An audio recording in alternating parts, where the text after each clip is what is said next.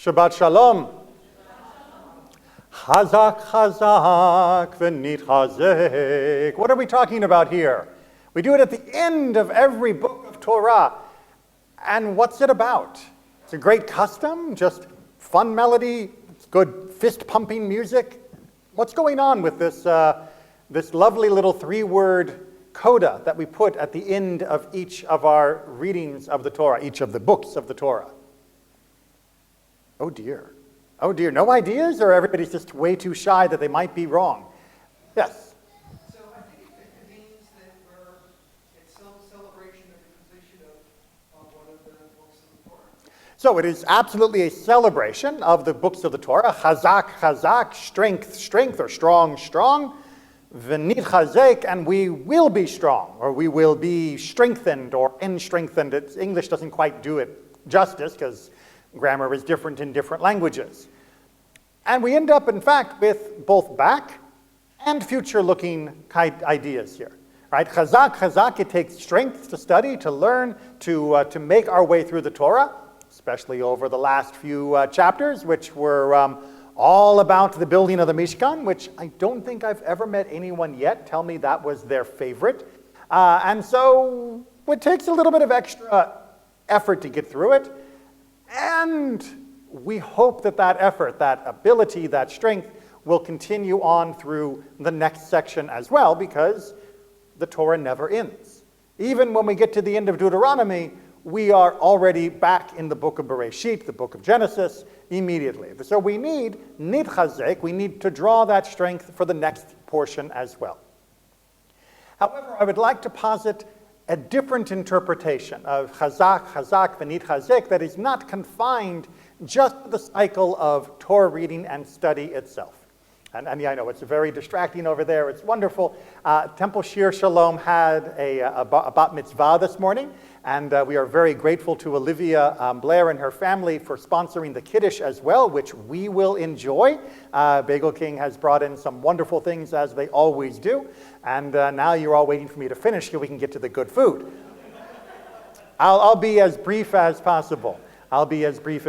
But yes, they are more than welcome to do as they do in their service, just as they allow us to do as we do in our service. So hopefully it's not too much of a distraction. Instead, think of it as a wonderful celebration of achdut, of Jewish unity, that we are able to celebrate together, even though we have our own character, our own style of Judaism, and our own ways. We are all still, in our hearts, Jews, and should celebrate a young person reaching this milestone, whether they are in our exact community or merely adjacent to it.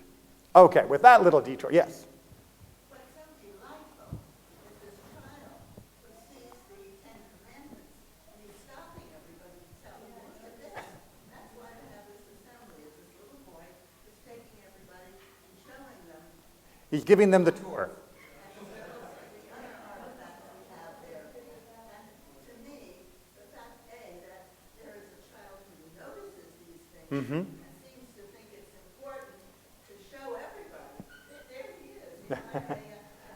Right.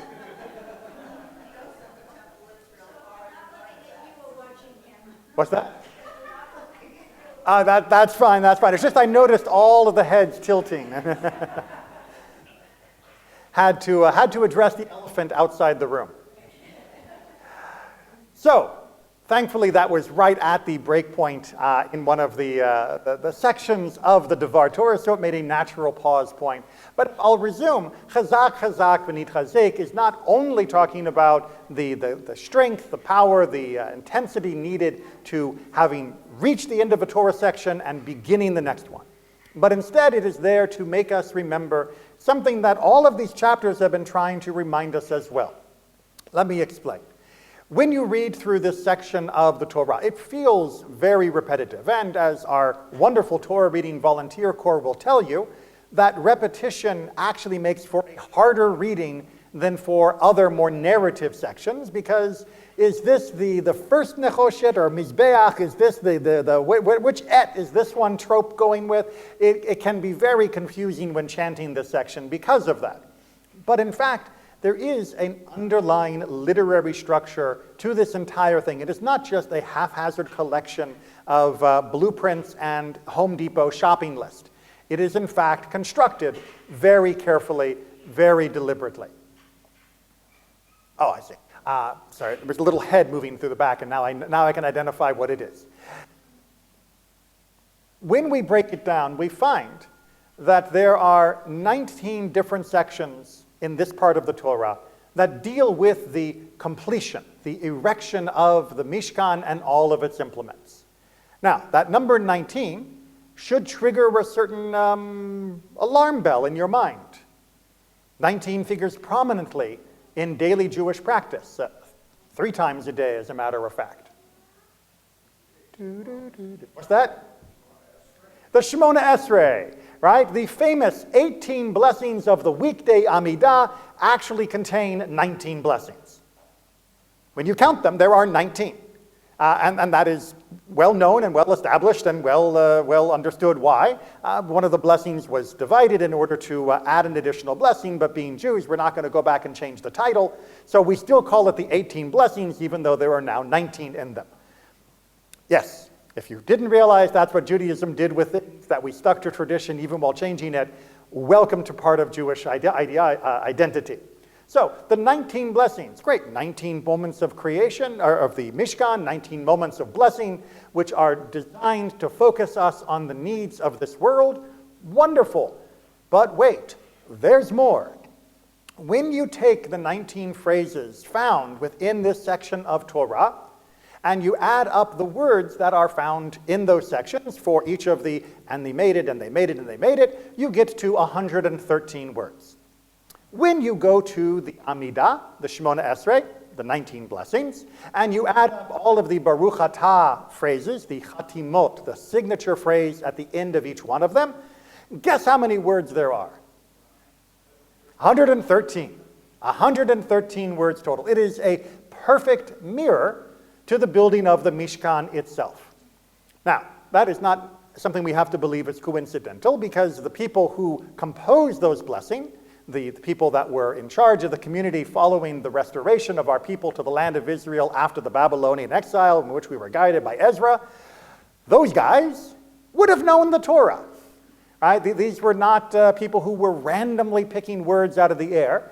These are people who knew the Torah, who were teaching the Torah, and wanted to bring an element of the Torah into our daily life, even if it was a little sneaky, even if it was just by laying a literary illusion in place in order for us to have this connection. So, each time we stop our day in the morning, the afternoon, and the evening for the Amidah, during the weekday when we are focused on the needs of ourselves in the world, as opposed to Shabbat, where we abridge the Amidah, do not have those petitionary prayers, we are in fact reenacting the creation of the Mishkan there in the wilderness. It's not entirely coincidental either, because the Amidot are set at times of the day that are parallel to the times of the day the Mishkan would have been used for the different sacrificial and other elements of its service. So it makes perfect, harmonious literary sense. But wait, there's more. When we go back and we review this whole section of Torah, we also find that not only are these things done, but that they are done as God had commanded. And that phrase, as God had commanded, is repeated precisely 7 times. Now, it could have been repeated more because we did a whole bunch of things. Like I said, we just had 19 major events of doing. We could have had it 19 times. It could have been only said once at the very end, and everything was done as God had commanded, and then we would have been good. But instead, the Torah chose to mention it 7 times in particular. What other major creative endeavor has 7 major stop points where there is a reflection that things have been done correctly? The 7 days of creation, exactly right. Right here up on our ark behind me, we see that God creates each of the days, and we get a statement that for each of the days, kitov, right, that it is good, and he divides, and I'm upside down here, okay. And Vayehi Yom Echad, right? Each day gets its own statement as being the correct day in that cycle, and each day gets its statement that it is tov, that it is good.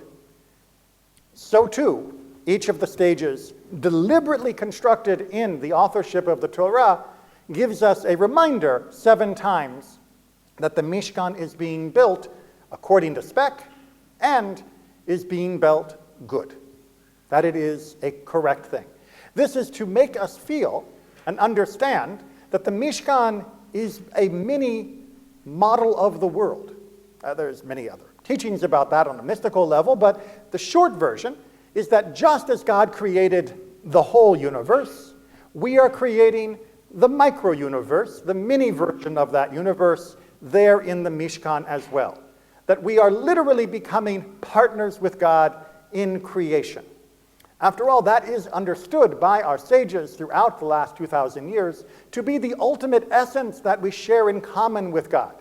Not our eyes, our nose, our hands, not some physical attribute that makes us look like God, God forbid that we be so anthropomorphic, but our capacity to create, our capacity to shape the world according to will. And just as that God did that for the entire universe, we are shaping this portion of the universe as well, according to our will as guided by God's will. And that is the ultimate point. And that is what Hazak, Hazak, Vanit Hazek is drawing our attention to. That we need strength, not just to study and learn, although certainly our wonderful Torah readers studied and learned an awful lot of verses for today. It was kind of a heavy load of reading, especially with that very long maftir that Daniel did. But it's not just the strength of that. It is the strength to take what we learn and use it to guide our actions so that we build outside of this mini world into the rest of the world. This is the ultimate purpose of Torah. It is not just to give us something to do on Saturday mornings. It is not something just to fill up the time between breakfast and Kiddush.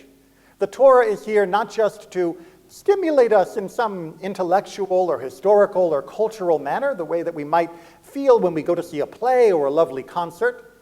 The Torah is here in order that we will take from it the guidance needed to do as God commanded, in order to shape the world around us the way that God has asked us to do.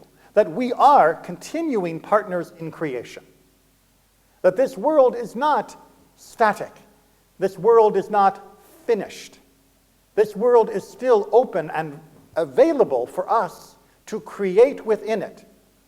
And we can do that in our own private lives, whether it be the creation of a business enterprise, whether it be the creation of some work of art or an intellectual pursuit. There is so much left to be created and done, and that is a blessing that God wishes us to explore.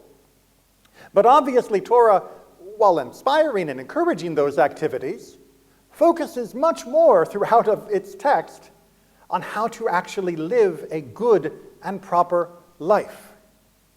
And ultimately, when we say Hazak, Hazak, Vanit Hazek, we are asking for strength to take what we have learned, walk out those doors, and build with it. Not just to build a Mishkan that is for us, that would make us turn inwards, but to build a Mishkan of understanding, of knowledge, and of ethical guidance that will then be spread outwards. The walls around the Mishkan were not there to keep us out. They were there to create the epicenter, my apologies to Myanmar for the language, an epicenter out of which the light and truth of God would ripple. And we are those carrier waves. We are the elements that allow that to come into play. God has created a canvas upon which we are meant to create. And God has given us blueprints even more detailed than those of the Mishkan. If we were capable in the middle of the wilderness of crafting this beautiful structure to inspire ourselves, all the more so now we are capable of building a world with all of the resources at our disposal that can not only inspire, but that can be a place of beauty and of peace, of understanding, of reconciliation. Nothing is stopping us except our belief that we can't, that the world is static, that nothing can be changed. Things are as they are and they are as they have always been and always will be. That is Egypt talking. That is the slavery of Egypt talking. That is why Egypt survived for 4,000 years with slaves and oppression and despotism.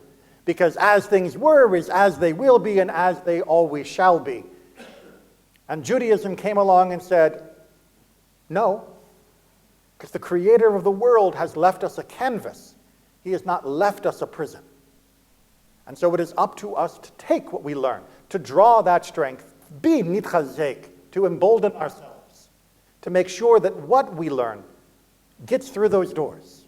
From the simple smile you give to a cashier, from the handshake you give to a coworker, to the sharing of what you have with someone else that's in need. All of this is transmitting outwards what God has asked us to build, which is more beautiful and even more splendid than the Mishkan itself. So Hazak, Hazak, v'nitchazek.